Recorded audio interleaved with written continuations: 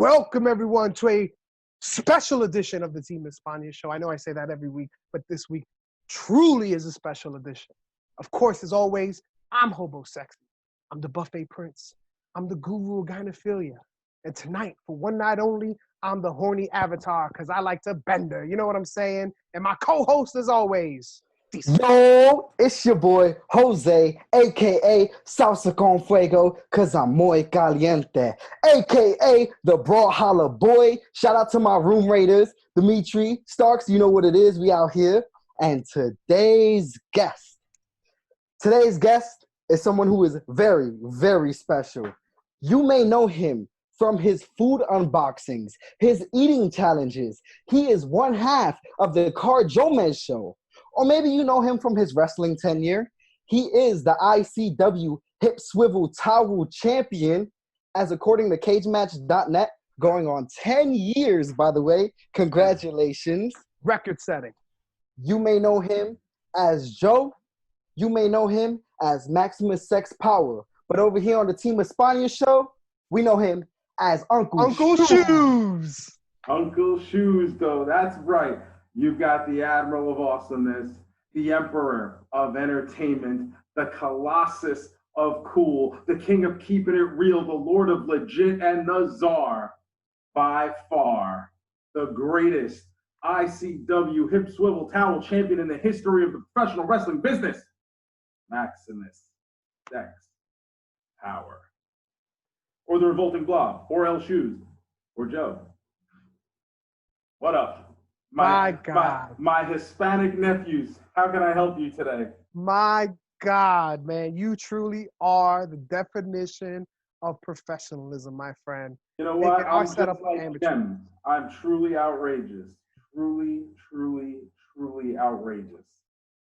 Uncle Shoes, my man. A lot of people know that you have a love of restaurants, particularly the Sizzler. The best. The absolute best. Now, do you want to expound upon that? Like, what is it about the Sizzler? What started this love affair? So let me tell you guys a story. When I was a young boy, just a dime in my pocket and a dream in my heart, my parents once took me to the Sizzler because your boy got a good report card. And what I found was that the Sizzler had it all. They had steaks, they had shrimp, they had chicken, and on top of that, they had an all-you-can-eat salad bar buffet that featured, it featured corn fritters, corn baked with dough and deep fried. It is one of man's greatest treasure. It is the greatest thing in the history of Earth. I mean, the only thing that could possibly compare is John Cena. So you got John Cena and corn fritters, and the Sizzler felt like the only place where you could ever find a corn fritter, especially back then. Because you got to remember, this was the 90s. I don't know if you guys remember them. Oh, I remember the 90s, my brother. The 90s were a good time. Not too Javi, I'm not going to lie. I'm looking at you right now, and for a recently married man, you look terrible. I'm as happy as a pig in a blanket, and I look just as worse. You look happy, you just don't look good. Well, with wrestling on the fritz and my love affair of Coronas, I've done nothing but drink beer and eat pizza. Let it go. I'm a diet Dr. Thunder man myself. Ooh, diet Dr. Thunder. Yeah, we use the Fugazi sodas here. 76 cents a bottle at the Walmart. We ain't hating on the Team Espana show. We ain't hating. RC Coley is bougie to us. I got Dollar General tea. You got to do that. During the quarantine, everybody's down money, down hours, down jobs. So we got to just, sometimes you need to just take a step back, reallocate your goals, your dreams, your aspirations, and just dive into things headlong, headstrong, and head less, if needs be. And if that includes discount soda, so be it. Delicious. one of the greatest things. I'm good during this quarantine. I could live off of rice and anything. Growing up, it was like rice and eggs, rice and tuna. I could do it. Yo, I'm not gonna lie. The quarantine is one of the greatest things to ever happen in my life. And if you really broke, I hate going out and seeing people. I hate them. They're terrible. They are awful. And here I get to sit around. I go on YouTube. I do my videos. I do live shows where people come and watch me play a little Xbox. I go out one time a week just to get discount soda and frozen dinners. I get those banquet frozen dinner bowls. So Nashville hot chicken coming in hot. And it's so good. It is so good just to sit home and not have to see another person in the world. I mean, this is why they call me the quarterback of quarantine. you are the star player, my friend. Huge. Oh, Now, Huge. we're speaking of food. We're speaking of yum yums and corn fritters and sizzler and rice and ketchup. If you really broke, you know what I'm talking about. Yes. Mm-hmm. I was a mayonnaise sandwich guy when My times were man. really rough. You put a little government cheese and some ketchup on that.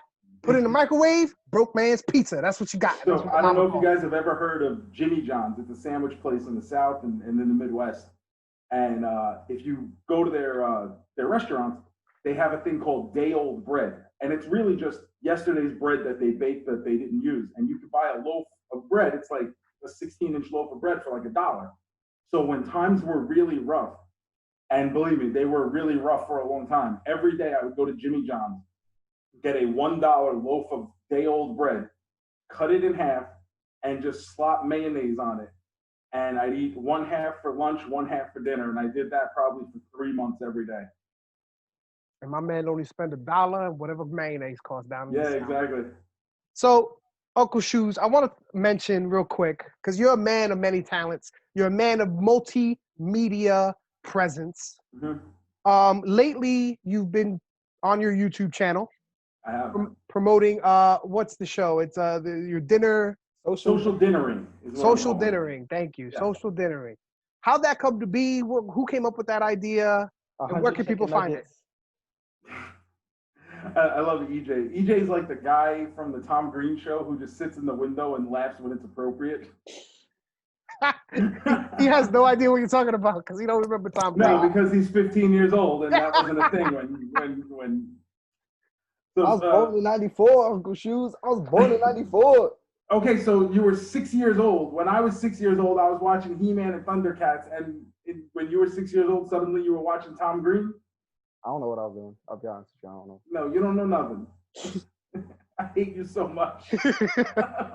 So social dinnering. For those who don't know, the quick aside here, I always call Javi or Jose and Who's B my Hispanic nephews, and I cannot stand EJ. I cannot.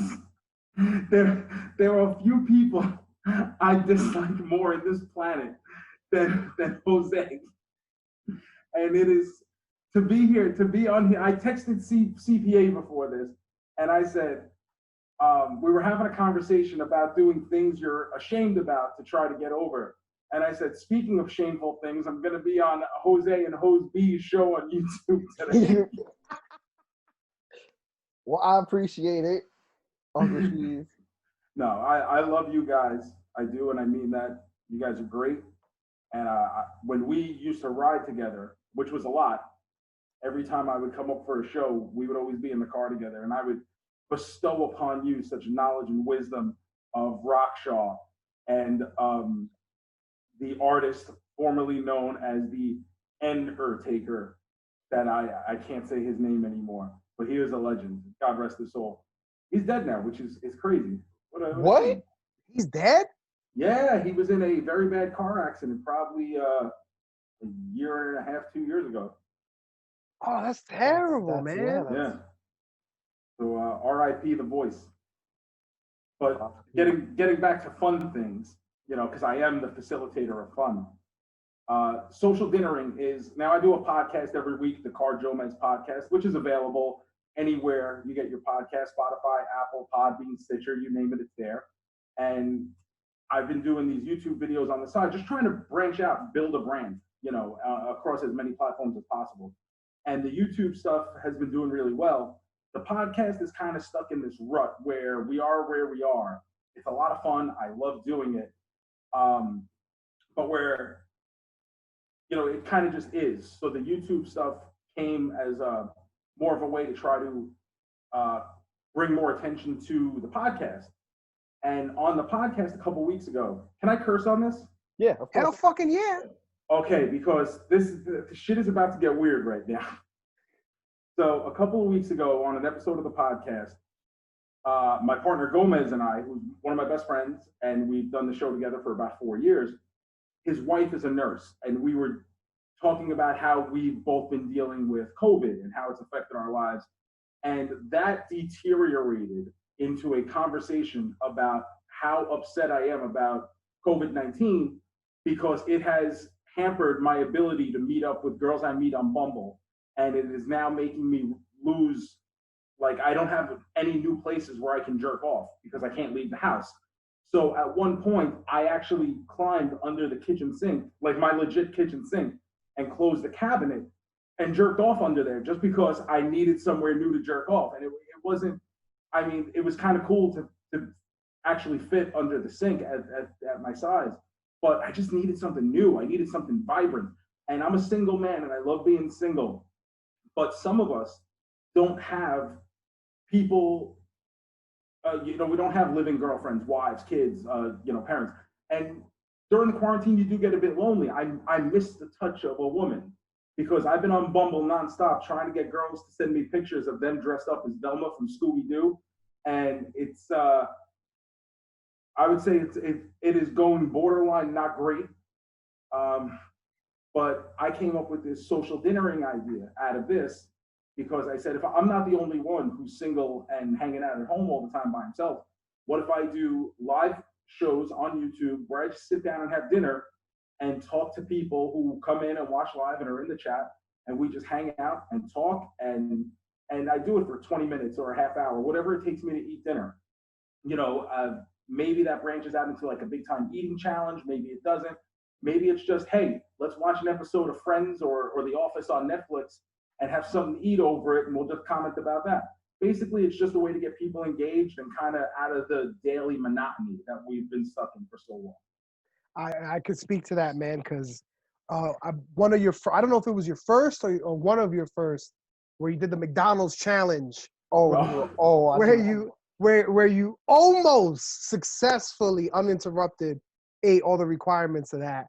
My boss texted me and said, "Hey, don't forget, there's a meeting. There's a meeting today." And I just responded, "Hey, I got something going on. I'll call you when I can. Pray for my family." And and I even commented on the thing, like I called out of work to watch this, which was somewhat true. But they're entertaining. It's for people who haven't watched it. Social dinnering. The car Gomez is low key. No offense to you, Uncle Shoes. You always be my favorite in my heart. Mm-hmm. But on the show, vastly underrated. Puerto Rican when convenient. Oh, I crack up. So he is very Puerto Rican when convenient. The man, I've known Gomez for, probably 20 years now. And we met, our first jobs were at Burger King, and we worked together. And he ended up getting me fired when I was 17 years old. So he got me fired from my first job, and then I was the best man at his wedding. So I've known Gomez a long time. That is beautiful. That is beautiful stuff. So Uncle Shoes, I wanted to ask you something that I never knew was true or not. I cannot wait to hear what this could possibly be. No, I heard that you actually had you were eligible to vote for the MLB Hall of Fame. So that's not true, kind of. So I was for a while I was a baseball blogger, and I was writing consistent online articles about baseball, specifically about the Mets. And I was admitted into a group called the Internet Baseball Writers Association of America, the IBWAA, not to be confused with the actual Baseball Writers Association of America, the BBWAA, which is the group that actually does vote on awards and the whole thing. The IBWAA that I'm a part of has its own Hall of Fame. So I get to vote for their version of the year-end awards. I get to vote for their Hall of Fame, but it's not the actual baseball Hall of Fame. That's still pretty fire, though. Oh, it's great. See, like, I'm one of these guys where you guys know me from wrestling, but by the time we met, I was kind of, I don't want to say completely over wrestling. I still enjoyed it, but I was definitely on my way out. And I've always had all these other interests. And wrestling was my number one, my love. I loved doing it for a long time. You guys got to remember, I've been in and around the business since 2001. So it's basically my entire adult life. And I never really explored my other interests. Like, I always had them, but now being away from wrestling and being like okay with being away from wrestling, it's not something that keeps me up at night. Like, wow, really wish I could do another match. And that's not in me anymore. Like, I'm really like over it and good with being over it. But I've gotten to branch out and try my hand at writing about baseball, which I love. I've done tons of cartoon blogs. I've done my podcast. I've done YouTube videos. I've gotten to focus on building my vintage He-Man collection. There's so many things that I want to do. I want to be around. I want to travel. I want to see all the baseball stadiums. I want to go to like the Iowa State Fair, because whenever I see them promote stuff, they have food items on the menu that I don't think should be legally allowed to be sold, because there's too much batter and too much deep friedness on these things. But because they exist, I want to eat them. So I'm trying to I want to dip my fingers in everything I possibly can, just so I don't wake up when I'm 50 or 60, or, if I don't make it that far, so be it. But I just want to be able to say, you know what, even if I didn't completely succeed, at least I tried it, and I won't regret not trying. That's beautiful, man. That's beautiful. Wow. That's straight up, like, honestly, that's the same reason why I think a lot of people kind of go into wrestling. I know that's one of the reasons I gave my family when they were like, why are you doing this? Like, why are you wasting your time? You went to college, you have a degree, you should be making all this money. And it's like, I want to be 60, 70, 80, whatever, and be able to look in the mirror and be like, you know what? Like, you did everything you could, like, tell my grandchildren, chase your dreams, even if you fail. It's all good. Yeah, you've had these experiences and these stories. Like, you build so much upon it. 100%. And you know what? Like, when I look back now, a lot of me says, I wish I had gotten out of wrestling 5 years earlier and focused on my life outside of there. But then at the same time, had I done that, I would have missed out. It's the butterfly effect. You change one thing and then everything ripples and changes with it. So had I done that and gotten out 5 years earlier, I wouldn't know you guys. I wouldn't have ever been the Revolting Blob.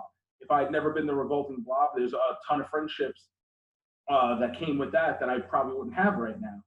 And a lot of cool experiences that I had being that blob, and being that blob, still that blob. I will always be that blob. I will never stop being that blob. But, it's just, when I was a kid, and this is probably where it comes from. And I mean that when you don't have a distinct passion, and there are a lot of people who don't, when you are passionate about something, when you care about something, when you are willing to put your all into something, you have the blinders on. You get laser focused. You get that tunnel vision, and you go and you do it. If you're signing up for wrestling training, that is a very distinct commitment you are making to consciously go there every day, 2 days, 3 days, 4 days a week, whatever it is, to set up rings, to learn to fall down, which is not a natural thing that your body is supposed to do, and just continue to do it and keep at it. People do not understand that. And for a lot of people, it's always going to be, oh, well, that shit is fake, right? Yes, I know that shit is fake. I also know that fucking He-Man didn't actually fight Skeletor in 1984. That doesn't make it less entertaining for me. But some people just don't get it. But then some people are so scared and pragmatic to a fault. And that goes with a lot of parents. And once they have kids, their own interests, their own desires, their own goals become just about their kids. So I could see, because I know it was for my parents. With my parents, when I said, hey, I'm going to do this wrestling thing, they were like, oh my God, please don't, please get a job. Well, I don't want a fucking job. I want to be a pro wrestler. Like this is what I want to do. Like, and to their credit, they weren't happy about it. They didn't. I wouldn't say they necessarily encouraged me, but they let me do it. And if I, not that I succeeded on such a level, like you have those thoughts like when you get in, like, oh my God, I'm gonna be at WrestleMania one day, and I'm gonna be at pay-per-views, and I'm gonna make all this money. And yeah, I didn't achieve that, but I did so many cool things that 16-year-old me who loved wrestling and wanted to be a part of it so bad, 16-year-old me would be amazed that he actually got to do some of the shit that I got to do. And that makes it worth it. And some people, it's people have different goals. And if that means just getting a job and providing for your kids, then more power to you. But that was never what I wanted, and that never made sense to me. So I just went out. I just went and lived the life I wanted to live. And my man, you're still living the life you want to live. Look at the setup, the clothes, everything. You live life by your rules, Uncle Shoes, which is why we love you. It's funny because and when you're a kid, people always say to you, oh, do what you love and you'll never work a day in your life. And I mean, how many times have you guys heard that, right? To me, that's bullshit. To me, that's fucking horrible advice. It's the worst advice you could ever fucking give someone. It's the worst advice because it's just not true. Not everyone gets to do what they love. Not everyone has something they love. And at some point, you just have to figure out, what can I do that allows me to do the things that I love? And that was a big thing for me because once I realized, hey, WWE is not signing a 5'9" fat kid from Queens, when especially at that time when I was like at my quote unquote peak, all they wanted were ex-football players who were 6'2", 21 years old, and 220 pounds or more. It was like you had to like go to the NFL draft combine to get a contract. But then you realize, okay, if not this, what are the things in life that I enjoy doing? What are the things on my bucket list? So I like to travel. That was one of the reasons I wanted to get into wrestling in the first place. I wanted to be in different towns. I wanted to see new people. As much as I just said, I love the quarantine because I don't have to see people. But there were so many of these shindy shows that I wrestled on in the mid-2000s where like you'd go into these local, I don't even know what, they're not towns, they're like podunks. But like you look out in the crowd and the locals are like amazed at you having 5 fingers on each hand because they've never seen that before. And once you realize, so I was like, I want to travel. I want to visit every baseball stadium. I want to be in a position where I'm not worrying about if I have enough money to go out and do something with my friends, or if I want to go on a vacation. So I kind of narrowed it down. Okay, what can I do that puts me in the situation to best do the things that I want to be able to do in life? And once I found out what that was, or figured it out, and I went and I did what I do now in the real world, and it's given me a pretty good life. As the time right now is a little rough with everything going on in the world, but if you've ever seen the movie Waiting, you just got to find your penis showing game.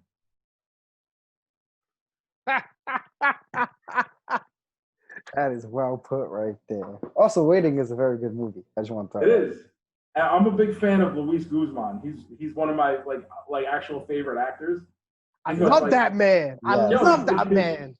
So I love Luis Guzman, and when he just like he drops the fucking bat on everybody, it's classic piece of American cinema right there.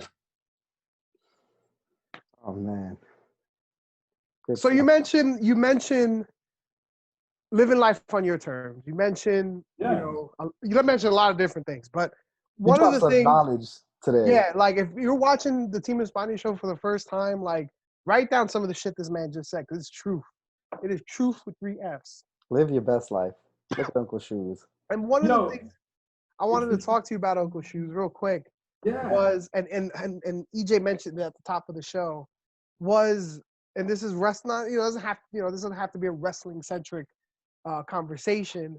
But when I think Uncle Shoes, my memories come from, from wrestling and from other stuff. Yeah.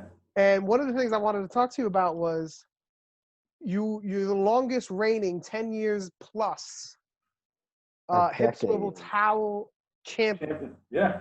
How did that come about? Like, whose idea was that? Mine. Yeah, at that. Okay, picture it. Sicily, 2010. No. Picture it. The fake Elks Lodge on Queens Boulevard in Queens, New York, 2010. And I, as the villainous Maximus Sex Power, am going to have a match with Val Venus, which for me, that was a really big deal. That was like one of those like check a box moments in my career, in my life, because I was it's always a big moment when you get to wrestle a name, for the first time, and that was a really good one for me. I was a big fan, and the Iron Sheik was involved in it, and we did this whole. Basically, I was a fat, ravishing Rick Rude. As you see, this is my pillow likeness. I call him Minimus Sex Power. And the whole thing was we had a hip swivel showdown before the match, and the Iron Sheik was tired of it because he wanted to see actual wrestling, and he wrestled Mr. Bob Backlund. Mr. Bob Backlund, that's 83 Madison Square Garden, press my American wrestling fan, and this is not wrestling, jabroni. And he throws in the towel. So when he threw in the towel, I took that to mean he was forfeiting on behalf of Val Venus, and I kept the towel as like my trophy. And I started parading it around the ring, and then Val and I had a match, and I won. And I said to Jack Sabbath, who was the promoter, and Harry Slash, who was helping out with the booking. Harry is best known for being the guy who wrote the original music for ECW.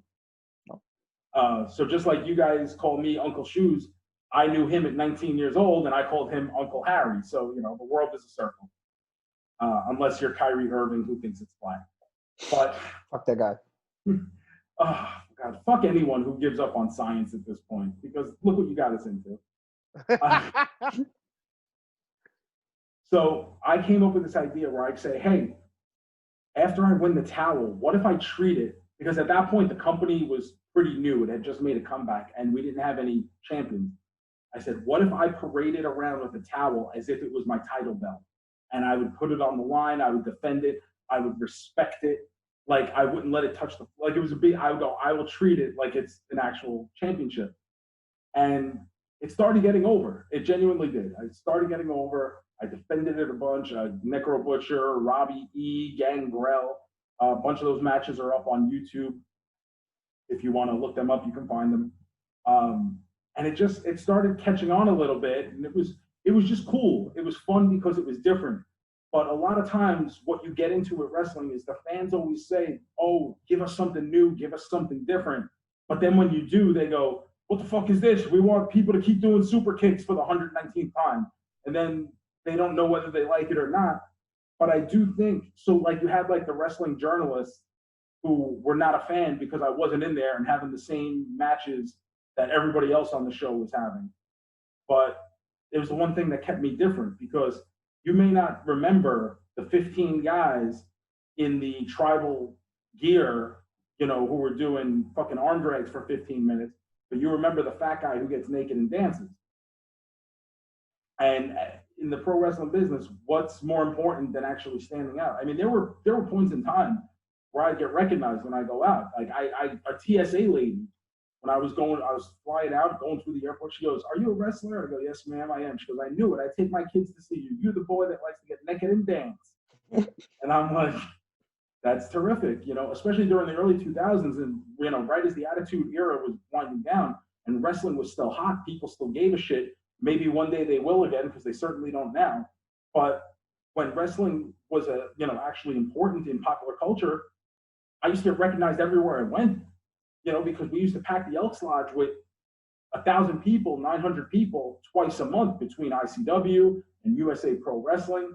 You had two shows run in the same building with very different cards, but each grabbing, and different crowds too. It wasn't the same people coming to each show. You had people who were very distinctly USA Pro fans. You you had people who were very distinctly ICW fans. And there was some crossover, but it wasn't the complete same people showing up.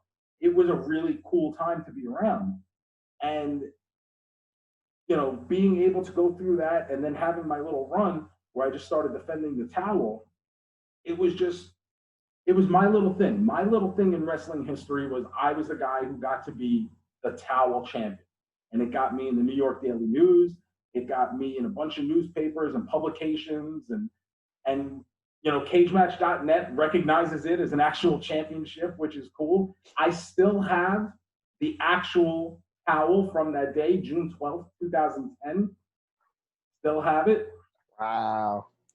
I still have the Daily News newspapers. It's one of those things where once I have like my forever home, once you know, then I'm going to get like shadow boxed and made pretty and nice so I can display it. You know, wrestling, I'm a big sports guy. I know you guys are. Wrestling's kind of weird in the sense that there's no like memorabilia that you can save. You know, like if you have like a great match or something, or you're on a big show, like what do you save outside of your gear? But you really don't do that. Like, what, you know, it's not like you get the ball from your first major league home run. You know, we don't have that. So the fact that I have like this memento that was like probably the biggest thing that happened to me in my career is kind of a cool thing. Good Lord, man, that's beautiful. And you're absolutely right. You're absolutely right. I wish there was something from the Bachelor Party show where Jose and Jose first had a tag team match that I could like hang up and like point out. Yeah. You know what I mean? Like, and you're exactly right. Now, in terms of watching wrestling, if you had the time to spare, I know you're a busy man, you like to hang out with your favorite Hispanic nephews. Well, your favorite Hispanic nephew and your least favorite Hispanic nephew. To watch a match with us from earlier in your career. We're about to give them a preview. The towel's in it, man. Are you down? Oh my God! I think I know where you're going with this, and I'm excited. Let's do this. All right. There's nothing I like more than putting myself over. Well, you heard it here, folks. We're gonna go to some commercials that we have not yet filmed that we will one day, and when we come back, you will see Uncle Shoes in his wrestling outfit. And it is after these messages, we'll be right back. All right, folks, and we are back. We are back with the man, the myth, the legend, Uncle Shoes. Zapatos. Uncle Shoes, we have a match on tap. I don't know if you recognize these gentlemen on your screen. 100%. They are legends. I believe they're Hall of Famers. Would you call them your double main men? I would say they are my triple main men. Wow. And I don't think they are in the Hall of Fame, actually. I believe there's some heat with The Office still. Oh. So, yeah, there's some big issues there that haven't been sorted out. But this is Axe and Smash. Bill Eadie, Barry Darsow, The Demolition, one of the most dominant teams of my childhood. Now, I grew up during that 80s WWF era, and these guys were the absolute best. The first live wrestling show Uncle Shoes ever went to was 1989 at the Nassau Veterans Memorial Coliseum in Uniondale, Long Island. And the main event that night was Akeem and the Big Boss Man, the Twin Towers, challenging for the tag team titles against these guys, Axe and Smash, The Demolition. And then all of a sudden, 20-something years later, that boy sitting in the 8th row that night at the Coliseum is now standing across the ring from these two. You believe in miracles? Yes. Yes. That is a dream come true. We're gonna hit play on this video, And we're gonna listen to the promo. I think we're gonna listen to the promo first, just to kind of reminisce here, bring back some memories. Make sure that's up. We're here at the Impact Cup. A lot of tough competition. We've got our hands full. Maximum Sex Power and Pinky something. Pinky Sanchez, Pinky Romeo, Pinky somebody. I don't like Pink. I'll tell you what, guys. We're going to be nice guys. Normally we don't do this. So pay attention. When you get hurt tonight, and you are going to get hurt, both of you, we're going to pay for 2 ambulances to drive you to the back to the hospital. We're not picking up the charges for anything else, but the free ride to the hospital's on us, right? That's exactly right. An ICW cut We're here for one reason, to spoil it so nobody gets in. And you two bums, when we get you in the ring, which you don't even know we're gonna be coming, we're gonna kick your stinking teeth in. And that's a promise. Those are legends, folks. We're going to jump back to this match now. And there he is. There I am. Look at that young, full head of hair. Man, I am the sultan of sexuality right there. My man, I don't know if you're Italian, Arabian, Puerto Rican, Egyptian, but I know one thing's for sure, certain. You sexy, my brother. I am. You're sexy. My God, look at that. And my junk looks incredible in those trunks too. Oh my good, there it was. Just saw a sneak peek. Absolutely incredible. That ring jacket, though. Yo, it's funny. I actually just broke that out of my closet last night, that robe. I was going to wear it on YouTube for one of my videos. There was a point where I had probably a dozen robes and capes and stuff in my closet, all different colors and fake animal material and prints and stuff. So I do not have that many anymore. I'm probably down to 2 or 3.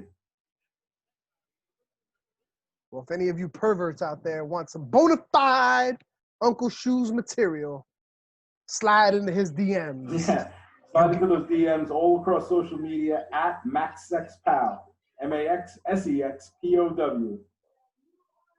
So the whole deal with this was for years, Jack Sabbath had wanted to do the Impact Cup, which was supposed to be like a tag team Crockett Cup style tournament. And every time he would schedule it, the company would shut down like immediately before. So it was the curse of the Impact Cup. And legit, it never happened. This was probably the 4th attempt at getting this to happen. And finally it happened. And I was living in Florida at this point. I had just moved, and I was getting flown up to New York to wrestle Demolition, which like still to this day pops me, the fact that a promoter paid to fly me to wrestle Demolition.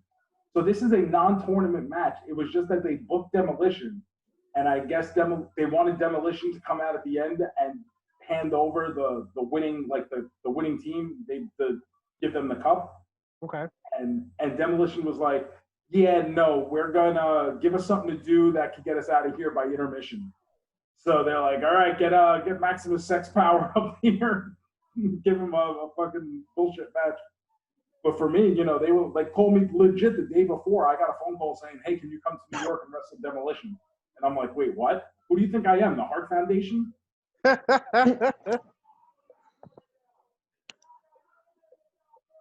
There you go, me and Pinky Sanchez. I believe our tag team name was the greatest tag team of the future, but from the past. Of the future, from the past. But from the past. And it's great because like shout out to Pinky Sanchez, by the way. He's still on the scene doing his thing, taking over the world. Pinky will be there forever because I don't think Pinky has anywhere else to go. Well, as they tell everybody, it's either wrestling or jail. Yeah. Shout out to Pinky, though. I love Pinky. I love Pinky. And let me tell you, this is one of the coolest moments in my life, is just standing in that ring and hearing that music play as these guys come walking out of the curtain. This is, you know, like everything, when you get these opportunities, man, you know, everyone can sit there and say, oh, don't be a fucking mark. And yeah, there is like something to that to an extent. But man, you have to appreciate these moments when you get them, because they are so few and far between. Working on the independent, you know, career, you don't get shit like this. That the inner kid in you, the reason you got into this business, you don't get the moments like this very often, where that kid would be so proud and so happy that, oh my God, this has happened to me. And this is one of those moments, man. And it's just standing in there, hearing that music play, watching these guys come out, look, there we go, bailing out, give them the fucking ring, let them get their fucking heat, their shine, you know, like, oh my God. And I just remember, like, vividly, like, standing there at the National Coliseum, being 7 years old, and seeing them come out of the aisleway, no big entrance, no big lighting rig at that point, you know, just these two guys coming to throw down with Akeem and Boss Man, and it's surreal. It like this is one of those things. Like this match is not going to be on anyone's match of the year nominees, but man, like this is one of my favorite matches I've ever been in. That's something I mean, real. how can it not be? Yeah, that's one of the things about wrestling too. That's kind of like weird. In sports, you can face your idol and then switch off jerseys, and it's okay. But if we go up to people like we've been in matches with and like try to buddy, then we're considered a mark. That's always Yeah. kind of weird. Yo, Yeah, and I've seen it backstage where it's like, hey, like, you know, we just worked. Like, do you mind if we get a picture together? Like, it's the ultimate no-no because then you're seen as like a fan as opposed to like, nah, man, this was very important. I had fun. It was a blast. Like, let's take a picture. You know, that's you know what? It's one of those things where, especially when you're younger, and especially when I was younger, the business has changed a lot now where I think it's more accepted. But especially when I was younger, it was something you didn't do. So I have very, very little like actual photos and memories from basically my entire career, which sucks looking back, you know. And I remember I had a conversation with Nick Stapp, the former abominable CPA, and I said, listen, when you get to do this cool shit, fucking remember to take a picture, remember to document it, because 5 years from now, you're going to be like, God, I wish I would have taken a picture there. You know, like how many times have I been around the BWO and I was such a mark for them as a kid? I don't have one picture with them, with any of them. And, oh, look at that bump. Look at that bump. What a fucking working machine. For those keeping track at home, that's one bump. Yeah.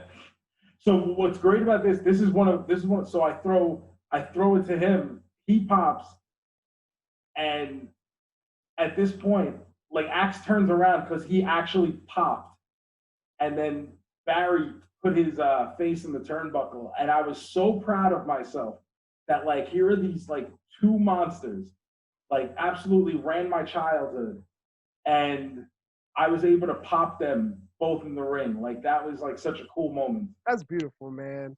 That's I think for anybody on the wrestling scene, like I think we kind of all have that as a dream, you know, work your childhood heroes or like people who've inspired you and like kind of have that moment of laughter and that cool moment in the ring. Like that's a dream, man. So that's awesome. My favorite wrestler of all time is the Honky Tonk Man. And I actually got to have a singles match with him in 2012. Once again, not going to be on anyone's match of the year list, but it doesn't have to be. It's fucking wrestling, man, and it's great. And when done right, it's the world's greatest form of entertainment. Look at that bump. Whoa, and the cell. Count them, folks. 2. Oh, yeah, and then break it down. And he's got a big old smile on his face. And it is very rare that you see Axe and Smash in the ring doing their thing, smiling, cracking up. Before the show, I go up to them in the locker room. This is a great story. I introduce myself, and now at least I hope I was being very respectful and not coming off like a mark. But at the same time, like, who gives a shit, you know? So I introduce myself. How you guys doing? I'm Joe. I'll be one of the guys working with you tonight. So Bill Axe says to me, he goes, what's your gimmick? And I go, well, to put it easily, I'm a fat, ravishing Rick Rude. So he starts laughing, and Smash is laughing. They get a kick out of that. So they say, okay, cool, nice to meet you. We'll get together and go over the match at some point. I go, great. I change, I'm BSing with other guys in the locker room. And throughout the night, whenever they wanted me to like come and have a conversation, they would just look over and go, hey, Rude, come here. And I'd get up and I'd run over. They're like, yes, sir, what can I do for you? And they thought, hey, we're thinking about doing this spot, blah, blah, blah. Yeah, sure. But like listen, I'm not going to tell Demolition how to have a match. You know what I mean? I will. I'm going to go in there and I'm going to put my head in the way of every fucking punch they want to throw. You just tell me when to stop. And so the whole night it was just, hey Rude, come here. Hey Rude, come here. And then, like all in good nature and whatever. It wasn't like they were shitting on me or anything. So like that was really cool. And then we go there. I never really liked this building to perform in. The acoustics are weird. And if you notice on that shot on the left where there's kind of that wall, there's a pillar there, that wall closes and basically cuts the building in half. Oh, So yeah, Queens, right? Yeah. So if you're on the other side of that wall, the sound really stops and gets absorbed by the curtains and doesn't travel really past that. So it made watching the show very difficult, and it made performing really weird because on that one side you had all this space, and then on the other three sides they're pretty much right on top of you, and it made for a weird visual. But I mean, on a night like this, this is a pretty decent crowd for the time, because coming out of like the Attitude Era, when, like I said before, we were drawing 900,000 people twice a month in the same building. It got down to a point in the mid 2000s, 04, 05, 06, 07, where a good crowd became 100 people, 125 people. There was just no market for independent wrestling whatsoever. And then once WWE became the only company, there was nowhere for anyone to go. So you were watching the same guys on the independent level. There were no jobs for anyone. There was no place to go and work and learn. There was just nothing. So you just had guys who were just on the indies for like 20 years doing the same shit. And it became a really bad look at, oh yeah, snap that head back, baby. That's how you fucking sell. Whoa, big bump. Make them look good. Oh, yes. We got to be setting up the finish here, right? Like, gotta be going. Are we going home? I would think. Pinky Sanchez. My goodness. I took the shit can. Oh, see, this is how you know they didn't get a good payday, because they went for they do the B finish here. If the payday had been better, they would have done the real finish. Instead, they give you the Fugazi heart attack. Pinky wasn't even the legal man. I should contest this match, put it under protest, and say that I still haven't technically lost, since I was a legal man and not the one who took the fall. Still undefeated in Queens, New York, if you ask me. Probably. Want the decision reversed? Yeah. We should change it to a no contest. I got the commission's number actually because of in that Queens building, a lot of shows used to run, and New York has that 11 p.m. time limit. Oh, yes. There was a show that went on almost to 11:30, and I gave him to 11:30 before I decided I was going to call, because brother had to break down the ring and go home. Yeah. I got time for that. But back before that rule existed, we did a bunch of shows in the original Elks Lodge in 2001, 2002 with ICW, where the show wouldn't end until after midnight. And then to break down the ring and get ring crew in that building, that I swear to God, that paying your dues, that counts like triple if you did ring crew in the old Elks Lodge, because you had to bring it through the window and down a fire escape. Oh, no. And you would get like, say, 3-4 guys on one side at the top, then 3-4 guys would go to the staircase below it, and you would pass the beam of, each beam of the ring. You'd pass it over to the guys underneath. They'd hold it. Then the 4 guys who just passed it would run down the side of the stairs to the stairs under them, and those guys would pass it back to you and get it down the next, and you just did that over and over. There were some nights where we didn't leave the building until like 5 a.m. from getting the ring and the post and the pads and the mats and the entranceway, getting everything out of that building. That was the absolute, I swear to God, that was triple paying your dues at that point. That's insane. But this building in Queens, easy to get the ring in. Just it didn't have that same vibe, that same feel the original Elks had. The original Elks was, man, that was for a performer. That building was just unbelievable. Great building. But this was cool because, I mean, this building's always going to hold a special place in my heart because I just had so many important, on a personal level, matches there. And after this match, Demolition was happy with it, as far as I know. You know, at least they didn't tell me I sucked or anything. But at the end of it, we go to the locker room, say thank you, all the shit that you do. And Axe takes my hand, shakes it, he goes, "Hey, Rude, I just want you to know, I knew Rick a long time. And if he saw what you were doing today, he'd really get a kick out of it." And I swear, I went from fucking 6 to midnight, like in no time. I at that point is the greatest compliment I ever got in my life. And I could have fucked a goddamn wall if it had a vagina at that point. I was so turned on. Take it to the hole, baby. Take it to the hole. Thank you, Axe, for I've never had a guy get me so horny by doing so little. That's beautiful, man. We've wrestled in that building once or twice, and I agree with you wholeheartedly. So I know what you're talking about when you say it's just weird. It's a weird setup. Mm-hmm. The sound travels weird to one side.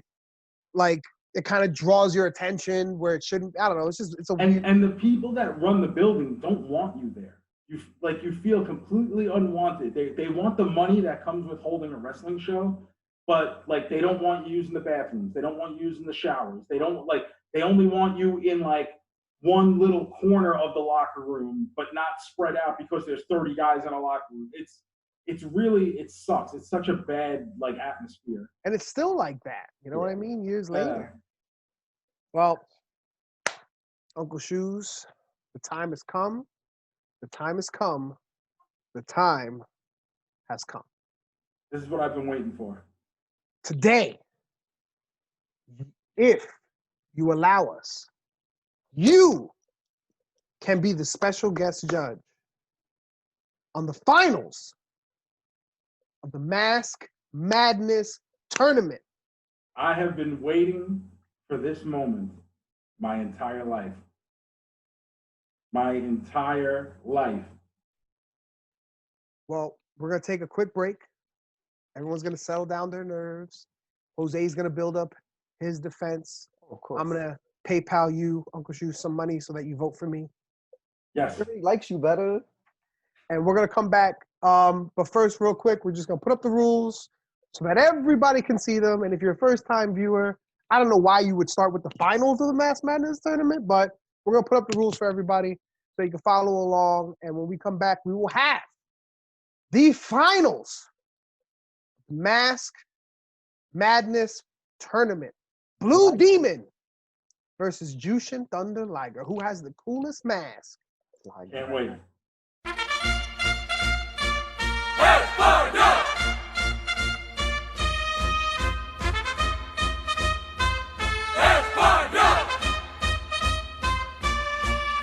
All right, folks. Now, hopefully that was enough time for you to read the rules, get yourself acquainted with the craziness that's been going on. And if it wasn't enough time, bro, it's YouTube. Just go back 10 seconds. And pause. And pause. Anyway, as my cat is coming over here. Hi, puppy. Anyway, he wants to see, as does everybody else, the finals of the Mask Madness tournament. Blue Demon, representing Team Hose Beat, taking on the okay at best Jushin Thunder Liger. That's fine. You ain't got to say that. Uncle Shoe, are you ready to be a judge? Absolutely. I'm looking forward to both cases being presented today by the prosecution and the defense. All right. Okay, my man. He knows his thing. This is the finals, baby. The winner goes home and the loser gets to cry about it. All right. So, EJ, I believe that I went first last week. Not at all. So you want me to... Okay. Also, okay. you called me the defense. Therefore, you're first, fam. Javi, I am going to, as the judge, I am going to invoke Martian law, the rule of the red planet, to incite you to go first and start us off here. Let me hear your case. Out of respect the Martian laws. All right. Martian law. All right. Well, as you all know, The 4 points we're talking about: originality, brand power, influence, and presentation. Okay? The Blue Demon is the template for all these things. If you close your eyes, and I'm talking about right now in the year 2020, under God's Son, close your eyes and think of a generic mask. You know who you're thinking about? You're thinking about the Blue Demon. You're talking about originality, the first to do it. You want to talk about brand power. Brand power, my man, you go on PlayStation now. You play any of those WWE 2Ks, you go play No Mercy. You pick generic mass wrestler number 1, numero uno. You know who they're picking? Blue Demon. His design, one of a kind. You want to talk about influence. As I said numerous times, the man's adopted son, not even his biological child. He adopted a stranger and said, come here, baby. I'm going to raise you as my own. And when that boy became a man, he became Blue Demon Jr. And then Blue Demon Jr.'s son is now a man. And he gets to don the colors of the Blue Demon. You want to talk about originality, brand power, influence, hell, presentation. The brother was named Blue Demon. The mask was blue. The tights were blue. The cape was blue. Ladies and gentlemen, Judge Shoes, my guy. If you want to talk about who has the coolest mask, you got to talk about originality. You got to talk about influence. You got to talk about brand power and presentation. Then you're only talking about one and only one. And I'm talking about the Blue Demon. All right, Javi, I appreciate those comments. And you are 100% right. The mask was blue, the cape was blue, the tights were blue, and that argument blue. So, EJ, I need you to impress me right now. Okay, so before I begin, I just want to say the way you say Blue Demon gives me nightmares. And all I'm going to hear for the rest of my life is Blue Demon. Blue I hate when you do that. Demon! Blue Demon, because he's the winner. It's the finals. I'm excited. I apologize. All right. Bring it down. Now, Uncle Shoes, I will give credit where Judge Uncle Shoes. Judge Uncle Shoes. Show Apologies. some respect.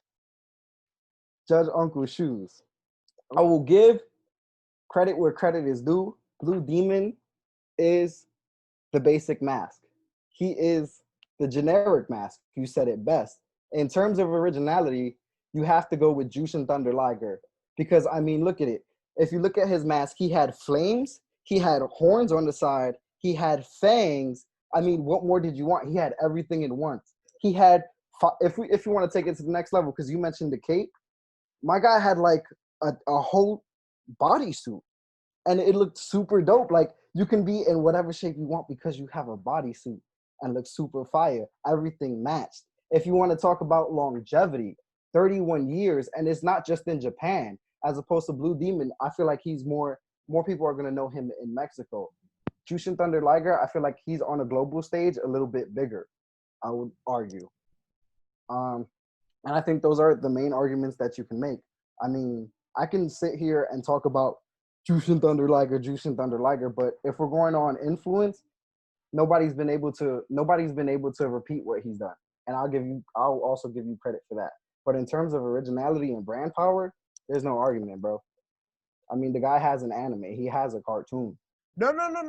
I object. You are up. I object to that statement. Sustain.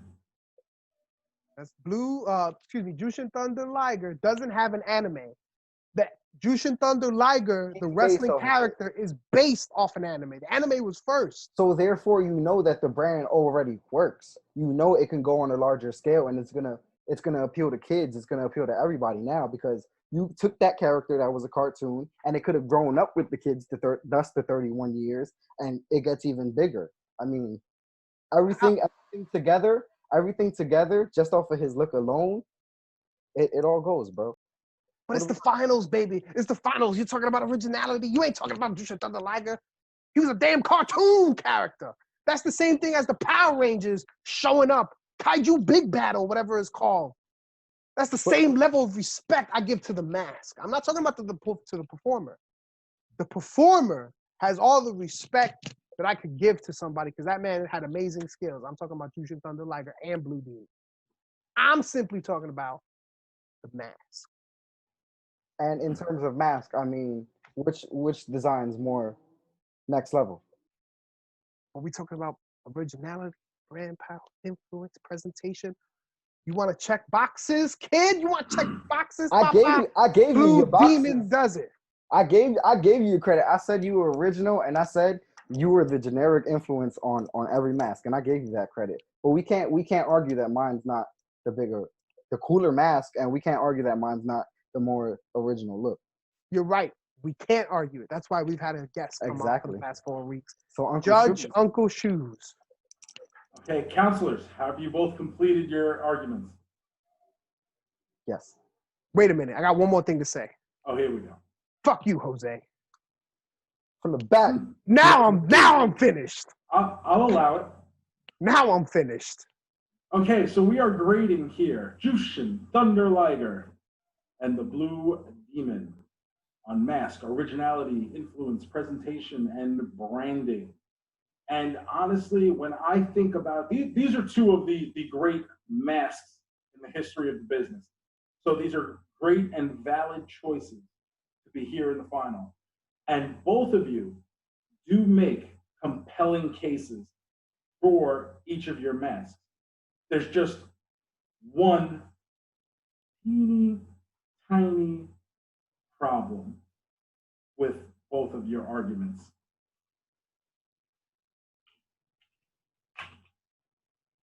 The problem is that you're both wrong.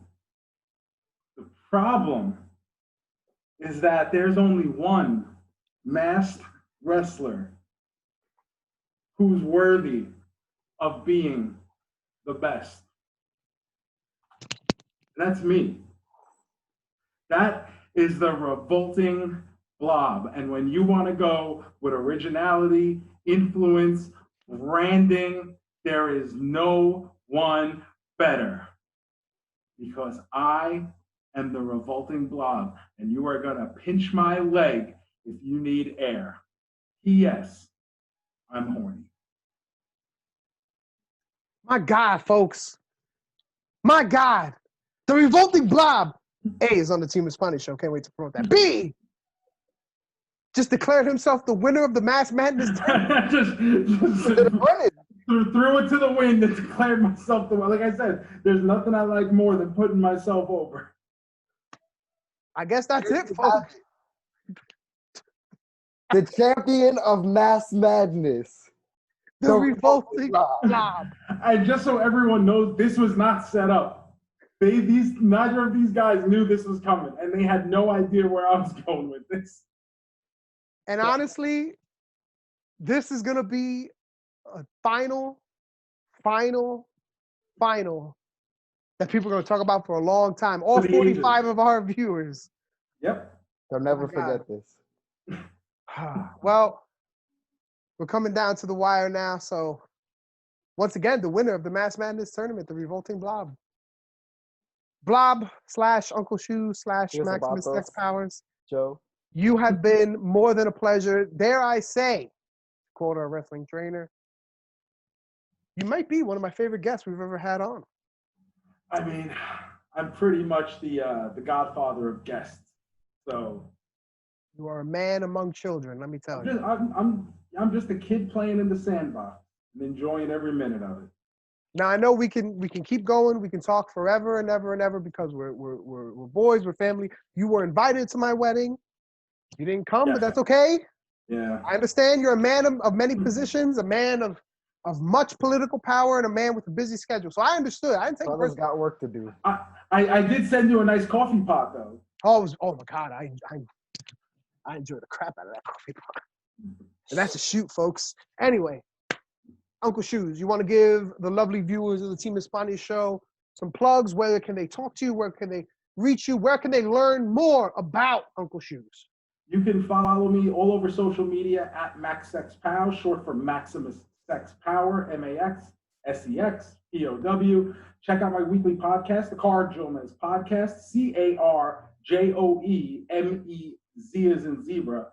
It's Joe and Gomez in a car, like Car Ramrod, but this is Car Jomez because everyone gets the name wrong. So if you're looking for it, Car Jomez Podcast, wherever you get podcasts every week.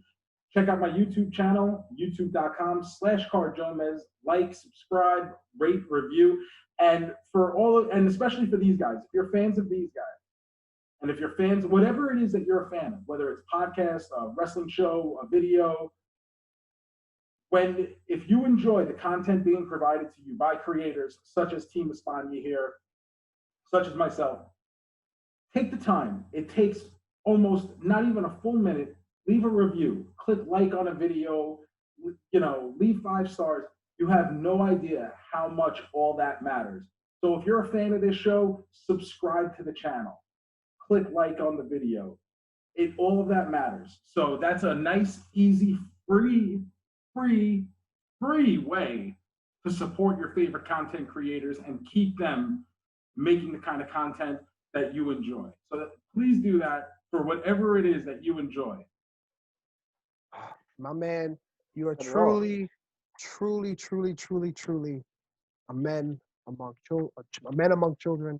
You are a gentleman and a scholar. It is an honor to know you. A genius. Jose, any final words for the audience? Yes. One of the things I did not get to do yet. 1-800-555-HOSE. That is 1-800-555-JOSA. Call me, Olivia. Okay, go ahead. For Olivia Benson, we love you. Jose single and ready to mingle. I was in an episode with her. What? I've been in 2 episodes of SVU. That's Uncle Shoes. That is a story for another episode. We gotta have you talk back, after my this. brother. Gotta see if we got some numbers. Ladies and gentlemen, viewers of the Team Espana show, as always, this has been a Jose and Jose B conversation. We will see you next week. Deuces.